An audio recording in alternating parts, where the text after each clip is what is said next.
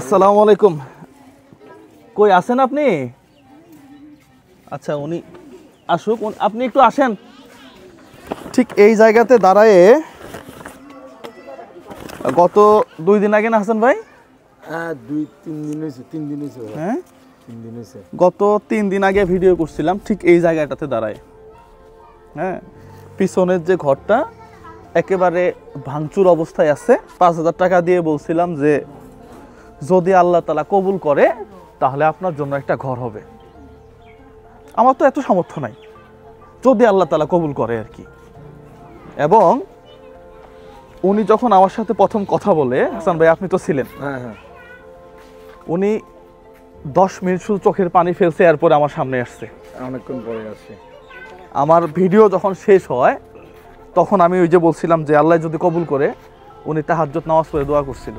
উনি পরদিন আমাকে ফোন দিয়েছেন, আমি নামাজ পড়ে আল্লাহর কাছে বলতেছি হ্যাঁ দেখেন কাজ হয় কিনা, ইনশাল্লাহ হ্যাঁ ভালো কিছু হবে। ঠিক 2 দিনের ব্যবধানে হ্যাঁ আলহামদুলিল্লাহ আমাদের কাছে কত টাকা আছে পুরো হিসাবটা বলি। আচ্ছা হ্যাঁ উনি কোথায়? আপনি একটু আসবেন। এখানে মানে সাপ উঠে যায় এরকম অবস্থা। হ্যাঁ আমি যদি একটু এখান থেকে দেখাই, এটা আগেও দেখাইছিলাম। আমাদের কাছে টাকা আরও আছে। এই পুকুর থেকে সাপ উঠে যায়, উঠে গিয়ে ওনার বিছানার মধ্যে উঠে। হ্যাঁ এই অবস্থায় একজন মানুষ বসবাস করে এখানে। উনি কই আছে? আচ্ছা একটু আসেন। আসলেই আল্লাহ যদি কবুল করে তাহলে অনেক কিছুই সম্ভব।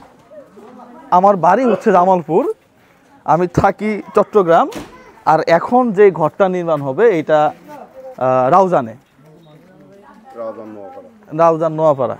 যাই হোক আশেপাশে অনেক সব বিল্ডিং দেখতেছি আমি। মানে আমার দুঃখ হচ্ছে এই জায়গাতে। আমি একটু বলি মাঝে মাঝে যে পাড়া প্রতিবেশী তো একটা হকটক আছে নাকি, খালি আমি খাই সব শেষ করে ফেললাম তাহলে তো হইল না।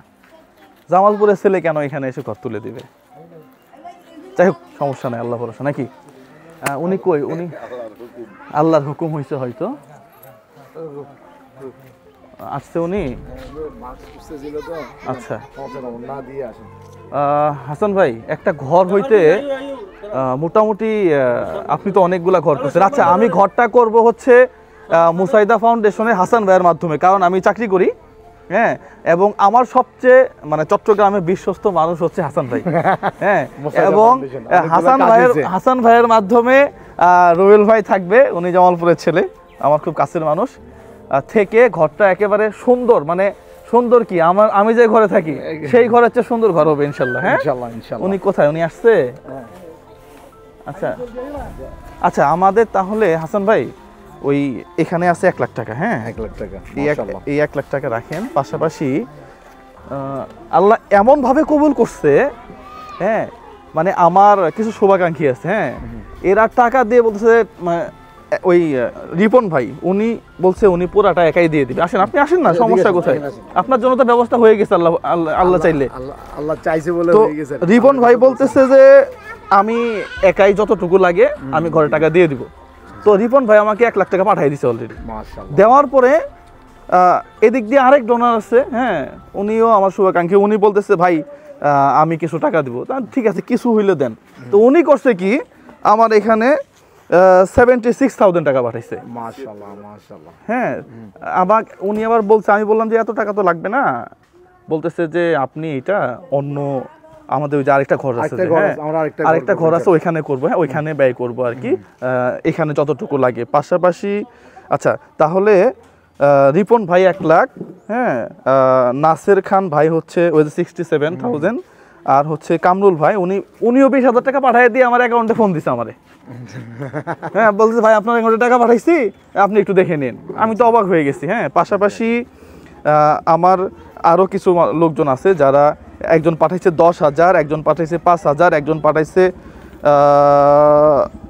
কত, একজন পাঠাইছে 200, একজন পাঠাইছে 3,000, একজন পাঠাইছে 1,000, একজন পাঠাইছে 20 টাকা। হ্যাঁ আসলে সবার নামগুলা সবাই বলতেছে, নাম বলার দরকার নাই, তারপরে যেহেতু বিগ অ্যামাউন্ট, হ্যাঁ তিনটা এই অ্যামাউন্টগুলো বলে দিলাম আর কি।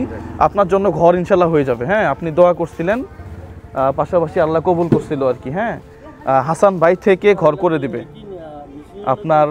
তো ওইখানে একটা জমি কথা তো বলাই আছে, হ্যাঁ আমার ভাই একটা ছোট জায়গা দিবে, আপনার ওখানে আমরা ভাই ওইখানে জায়গা দিবে, ওইখানে ঘর করে দিব, পাশাপাশি যতটুকু লাগে হাসান ভাই, হ্যাঁ ওনার ঘর করে যে টাকাগুলো বাড়তি থাকবে আমাদের ফান্ডে এগুলা আরেকটা ঘর করার এটা বলে দেন আমাদের আরেকটা ঘরের আমরা আরেকটা ঘর করব। এবং আমি এতটুকু আশ্বস্ত করতে পারি যে এই জায়গাতে একটা স্ক্রুতে যদি মানে 25 পয়সাও লাগে সেইটার হিসাবও তামাম দুনিয়ার মানুষ পাবে ইনশাআল্লাহ। যদি আমি বললাম তো 50 পয়সা যদি কোথাও খরচ হয় সেটার হিসাবও তামাম দুনিয়ার মানুষ পাবে, ঠিক আছে। আমরা এই স্বচ্ছতার সহিত কাজ করার চেষ্টা করব। পাশাপাশি কোথাও আমার বিকাশ, নগদ এবং রকেট নাম্বার নাই।